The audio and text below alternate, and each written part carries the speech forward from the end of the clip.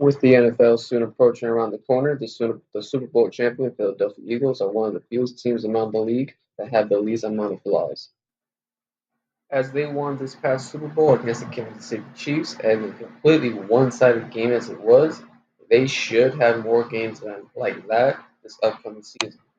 Now, I'm not trying to go overboard and say that they're going to have a lot of games like that and dominate every single game, but it's just hard for me to believe that the Philadelphia Eagles, more times than not, they're going to get their ass kicked more times than they're going to go into games and not win. As of for the Eagles' first round pick, Jahad Campbell, he's been playing really well for them. In just two preseason games, it's still early, but he's been playing really well for the Birds. There was this one play in the Cleveland game. It was early in the game where it just started, and he was the blitzer, and he just ran right past the right guard. And Dylan Gabriel, he tried to step up the pocket, but because Jahad Campbell was just so fast, he was still able to trip him up and still get credit for the sack. GM Howie Roseman has been with the team since 2000, but since 2017, the Eagles have been to three Super Bowls and won two of the three Super Bowls. Head coach Nick Sirianni has also been with the team since 2021, and I don't honestly see either of those two gentlemen leaving the team anytime soon. It's simply because of how well they're able to build a team, good foundation team. So whenever they're able to find players throughout the draft, like how they did with Jalen Hurts, they're able to build a team around Jalen Hurts, around the defense, and get talented, good players. And whenever they leave through the free agency or through a trade, they're able to find the next man up and fill his shoes or fill his role. I think when it really comes down to it for the Eagles, you can break it down to however many questions, concerns that the team has. And sure, they may have little minor issues here and there, but I think when it comes down to it and summarize it to really just two simple questions or two simple points for the Eagles, I think it really comes down to are the Eagles going to sweep, go 6-0 in their division?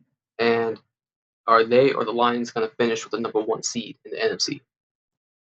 I mean, if you look at their division, the Giants, I don't know what they want to do as quarterback. I mean, they have Russ and Jameis.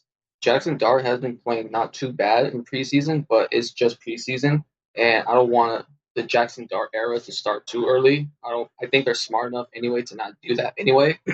But I think it's gonna be Russ, and then once after 3 4 weeks, if like the Giants are 1-5 or 1-6, usually you would then think, okay, that's when the Jackson Dart era starts. But since they signed Jameis, what are they going to do? Are they going to go to Jameis? Or was the point of signing Jameis to trade him to a team like the Saints?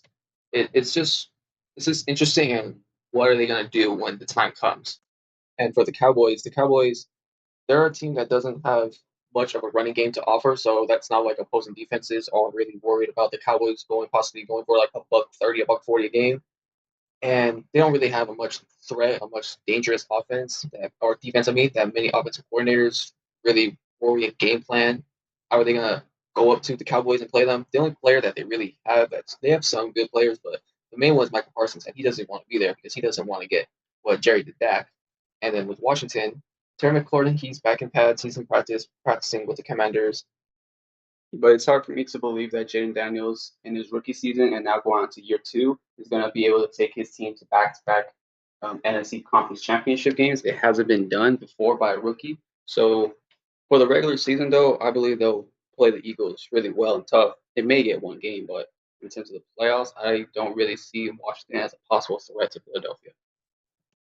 So going back to my two questions I said earlier in the video, my first answer is yes, I do think they can sweep the whole division, but I think more realistically, I think the Eagles can go 5-1, maybe the Cowboys, or they split with the Commanders.